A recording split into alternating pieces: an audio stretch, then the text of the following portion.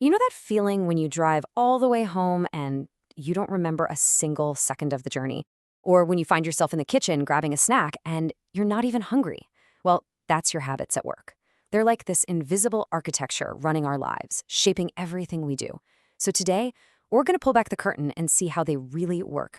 So let's start with a real medical mystery, a puzzle that totally stumped scientists for years and made them question everything they thought they knew about memory. Here it is.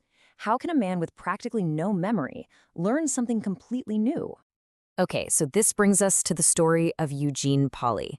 Imagine living only in the present moment, not because you're a Zen master, but because a devastating illness took away everything else. Well, his incredible case turned out to be the key that unlocked the secrets of how our habits are made, where they live, and even how we can change them. See, Eugene had suffered from a virus that basically wiped his brain's ability to form new long-term memories. Gone. He could tell you all about his life before 1960, but he couldn't tell you what he'd had for breakfast that morning. But here's the crazy part. His old habits, the way he acted, his social skills, all of that was perfectly intact. It was like a ghost running the machine. And this is where everything changed. A researcher was observing him one day, and she watched in total amazement as Eugene, this man who couldn't even draw a simple map of his own house, just got up and walked straight to the bathroom. No hesitation. That one simple automatic action. That was the big clue. It was proof positive that habits live in a totally different part of the brain than our conscious memory. Okay, so if habits aren't stored with our memories, then where the heck are they? Well, some scientists at MIT who were actually studying rats running through mazes stumbled upon the answer. They found the brain's secret engine for all our automatic behaviors. What they found was this incredibly simple but powerful neurological pattern. They called it the habit loop. It's basically the brain's way of being super efficient. It takes a series of actions we do over and converts it into an automatic routine. Why? To save effort, so our conscious brain can take a break. And this loop has three simple steps. First, there's the cue. That's the trigger that tells your brain, okay, time to go into autopilot. Then you have the routine, which is the action itself, physical, mental, whatever. And finally, you get the reward. That's the little hit of pleasure that tells your brain, hey, that was good. Let's remember this loop for later. And, this isn't about the brain being lazy. It's about being incredibly efficient. It's actually a huge evolutionary advantage. It frees up all this mental energy so we can focus on the big stuff, like inventing new technologies or solving complex problems, instead of having to consciously think through how to brush our teeth every single morning. Okay, but here's where it gets really powerful. Some habits, they're not just isolated actions. They act like a lever. They can set off this amazing cascade of positive change that ripples through your entire life. These are the game changers. They're called keystone habits. And just like the keystone in an arch, they hold everything else together and create powerful new structures. They kick off a chain reaction that starts to transform other completely unrelated parts of your life.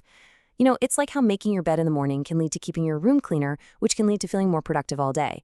And to see this in action on a massive scale, we've got to look at the incredible story of Alcoa, a huge aluminum company that was really struggling. So picture this. It's 1987. The new CEO of Alcoa, a guy named Paul O'Neill, gets up on stage in front of a bunch of super nervous Wall Street investors. They're all expecting to hear the usual talk about profits and cutting costs and all that. Instead, he says he wants to talk about one thing, and one thing only: worker safety. The room was just stunned. I mean, one investor literally ran out of the room to a payphone, remember those, and told his clients, sell everything now. He told them, quote, the board put a crazy hippie in charge and he's going to kill the company. But here's the kicker. That investor couldn't have been more wrong. By focusing like a laser on this one thing, safety, O'Neill completely transformed Alcoa. Get this, by the time he retired, the company's market value was 5 times bigger than when he started. 5 times. So what happened?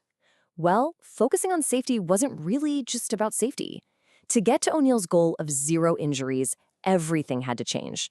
Different departments had to start talking to each other. Broken, inefficient systems had to be completely rebuilt from the ground up. Excellence just became the new normal. That one keystone habit of safety built a culture where everything else just had to get better. Okay, so we've established that habits are incredibly powerful, and these keystone habits can be totally transformative. But what about bad habits? How do you actually change one? Well, it turns out you don't really erase it, you reprogram it. A great example is a program like Alcoholics Anonymous. Think about the habit loop. The cue for someone might be feeling stressed after work, and the reward they're craving is relaxation and a sense of community. AA is so successful because it keeps the cue and the reward, but it swaps out the routine. Instead of having a drink, the new routine is going to a meeting, which delivers that same reward of relaxation and community. And that right there is the golden rule of changing a habit. You keep the old cue, you give yourself the same reward, but you have to consciously insert a new routine. You're not fighting the urge, you're redirecting it. It's about figuring out your loop and then hacking it with a better routine that gives you that same payoff. But there's a catch, because just knowing the golden rule isn't always enough. For that new habit to really stick, especially when life gets stressful and you're tempted to go back to the old way, you need one more crucial ingredient. And that ingredient is belief. You absolutely have to believe that change is possible. And that belief, it's so much easier to find when you're part of a group. Think about it, an AA group, a running club, even just a few supportive friends. When you're surrounded by people who are making a change, it makes your own potential for change feel real. It makes it feel possible. There's this fantastic analogy from the philosopher William James. He said that our lives are like a sheet of paper. Once you fold it one way, it tends to always want to fall back into that same crease. But if you deliberately create a new fold, a new habit, and practice it, eventually the paper will start to fall into that new fold just as easily. Your habits literally shape who you become. But here's the thing, how do we even notice the creases we're living with every day? There's a great little story the writer David Foster Wallace used to tell that really gets to the heart of this. It starts with two young fish swimming along. You see, for us, the water, that's our habits. It's the invisible stuff that surrounds us every single day, the unthinking choices, the automatic decisions. And that's why the real first step to changing anything isn't about willpower or a new routine. It's just awareness. It's about finally noticing the water you're swimming in. And that right there is the ultimate power we're talking about. It's the incredible realization that your habits aren't set in stone. They are something you can choose.